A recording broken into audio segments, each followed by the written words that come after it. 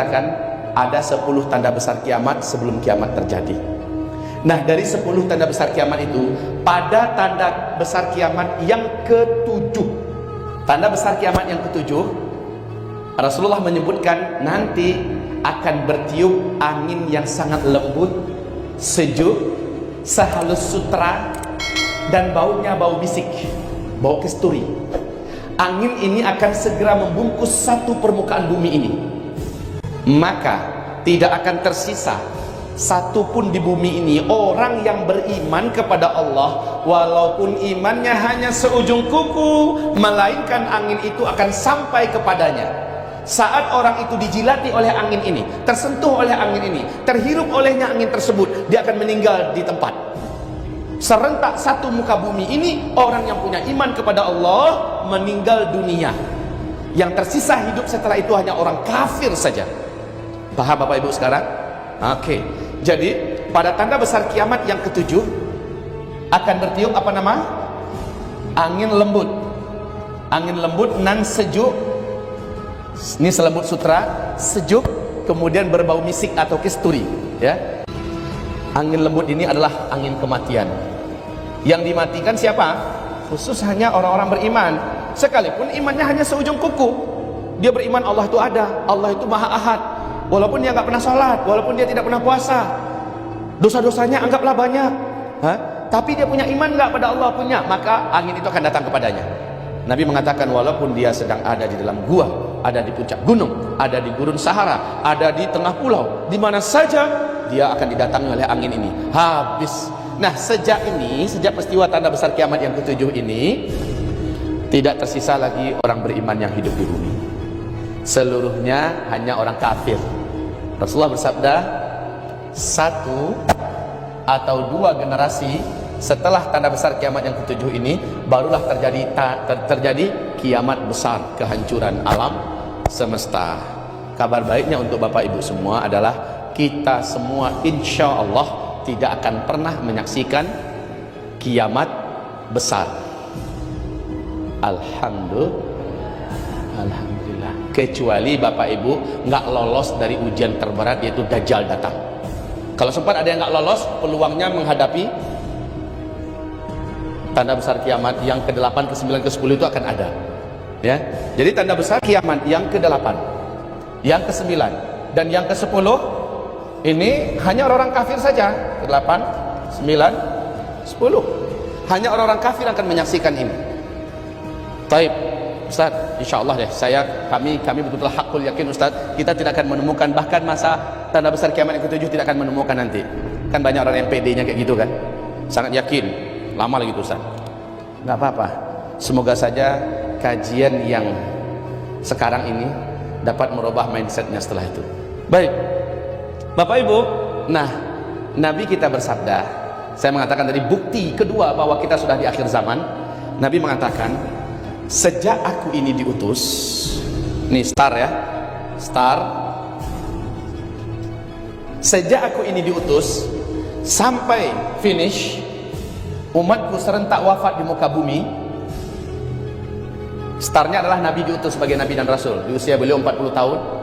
Dan sampai umatku habis serentak di muka bumi.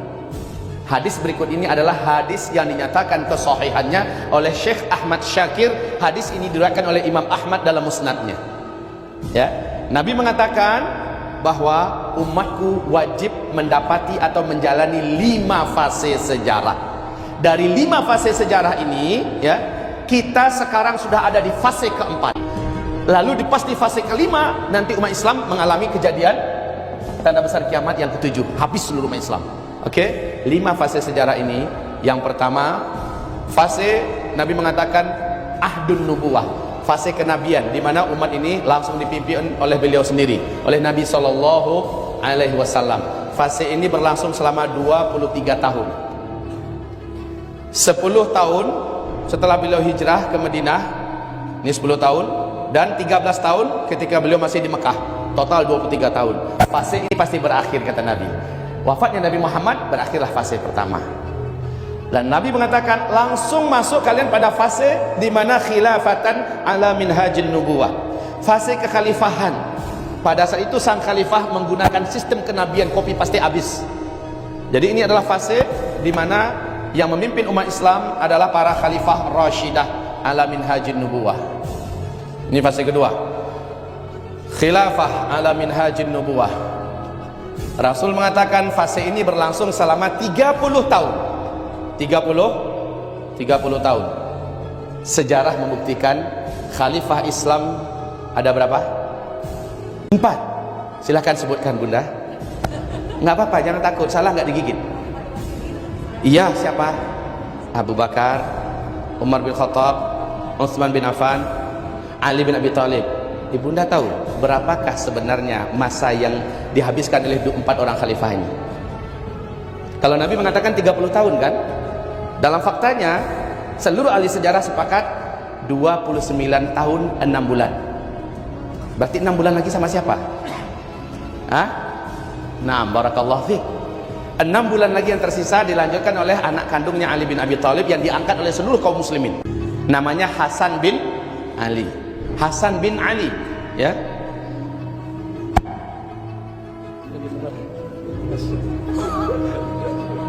Puas saya ngelihat. Tutupnya mana, Pak? Perlu sama Bapak tutupnya? Pakai di bawah tutup. Makasih. Orang-orang baik ternyata di sini banyak ya. Tadi lagi saya sendirian di sini, saya dikasih ini. Lagi asik ngomong, dikasih lagi ini.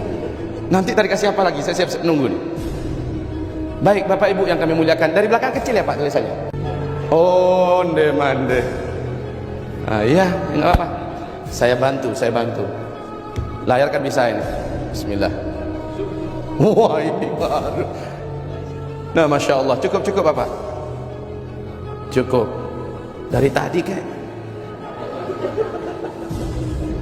Sebenarnya kalau ada warna lagi merah dan biru, ini baru keren.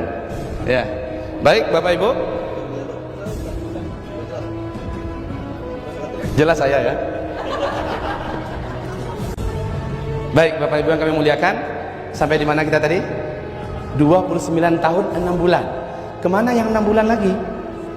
Disempurnakan oleh Hasan bin Ali. Cuma 6 bulan? Iya. Kenapa?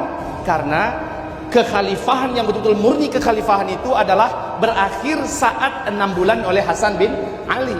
Karena Hasan bin Ali menyerahkan tampuk kekuasaan khilafah Islamiyah selanjutnya kepada Muawiyah bin Abi Sufyan yang ada di Damaskus, di Syam, Syria sekarang.